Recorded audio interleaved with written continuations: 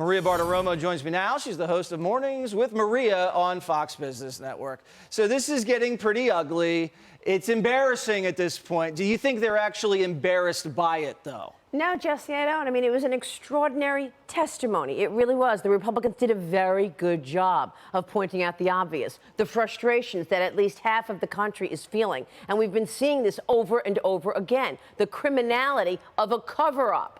From the Russia collusion lie to the fake impeachment to now January 6th, they forgot how many people were actually there as informants. They don't know. They forget everything. Okay, so I think that the Republicans did a very good job in terms of stating the obvious, but the question remains, will there be any consequences? Sadly to say, I don't think so, Jesse. So you don't think there's going to be a Garland impeachment or a Joe Biden impeachment? I do think that this impeachment inquiry has dug up enough bad news for Joe Biden that it is likely that we will see the House impeach Joe Biden, but the Senate is not going to do it. So then it stands still again.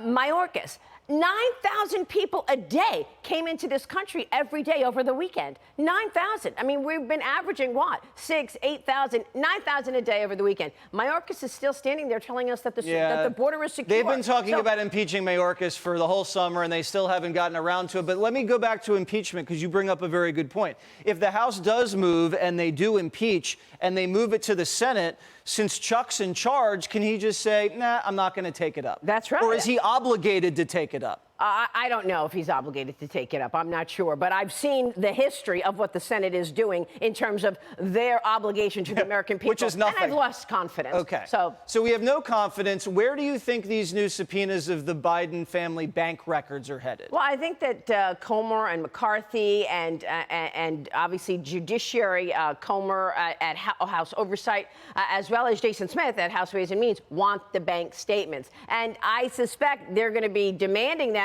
Whether or not they get stonewalled again is another question, going back to the DOJ and this criminality of stonewalling. So I don't know. I would expect that they have enough evidence at this point, 176 suspicious activity reports, witness testimony, emails, 10% for the big guy, to actually just pursue this. But could Republicans step on a rake and then shut down the government over spending nonsense? Yeah, I think that we will likely see a government shutdown. You do? Yeah, I do. So with Joe Biden losing to Donald Trump, with Bidenomics bombing, inflation jacked up, gas prices coming back up, and an impeachment headed his way, you think the Republicans are just going to screw things up and shut down the government? Jesse, we're supposed to have a budget of $1.5 trillion. The Democrats spent $6 trillion in the last couple of years.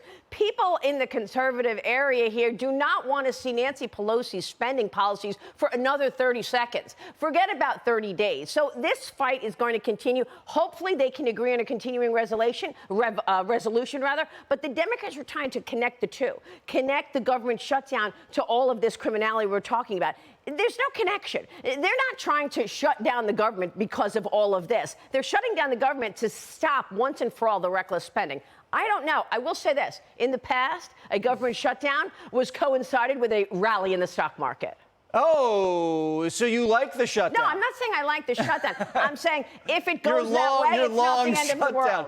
Okay, so it's not the end of the world. But all the times when they shut it down, the party that shuts it down gets blamed. Right. And if you're talking about a shutdown, you're not talking about crime, the border, impeachment, inflation. And that's the reality of it as well. The mainstream media is not talking about any of that. They don't talk about it anyway. Once the government shuts down, yes, they will blame the Republicans. Okay. We've seen it before. How pathetic do you think the media's performance has been in all of this Biden scandal? Extremely. I mean, it's actually shameful to see that the mainstream media is completely ignoring what's going on in plain sight. Do you think they're complicit in the scandal?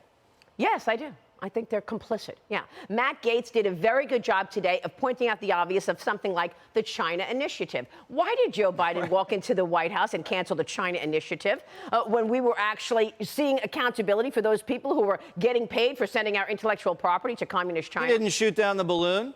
Right.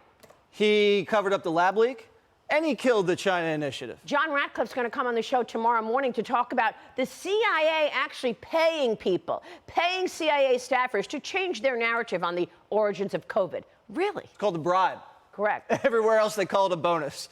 Maria, thank you so much. Thank you. We'll see you tomorrow morning. You got it. Hey, Sean Hannity here. Hey, click here to subscribe to Fox News YouTube page and catch our hottest interviews and most compelling analysis. You will not get it anywhere else.